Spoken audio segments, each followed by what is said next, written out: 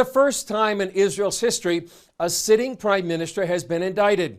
Israel's attorney general announced 3 separate indictments against Benjamin Netanyahu.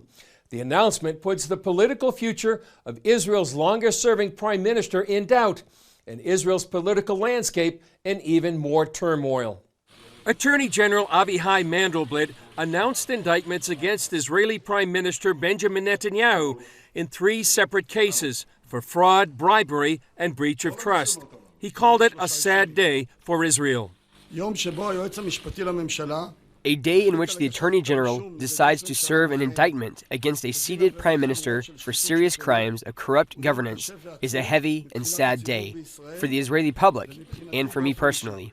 An emotional and defiant Netanyahu defended himself. Tonight, we're witnessing an attempted coup against the Prime Minister using false accusations and a tainted and biased investigation process. Netanyahu called for a separate commission to investigate the charges and said the investigators were not hunting for the truth, but hunting him.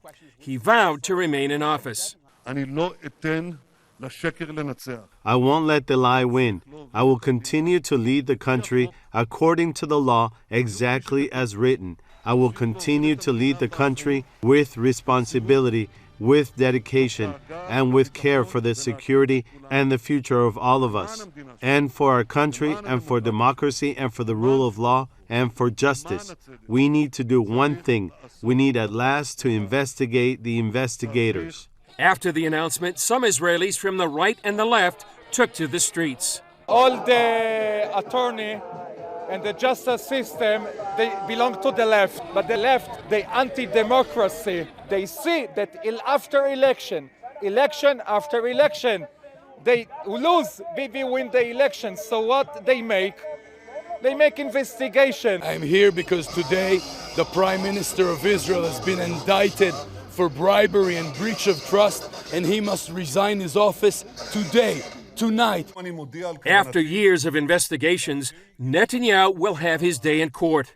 Despite the indictments, Netanyahu remains prime minister until the results of his trial, which could take months or even years.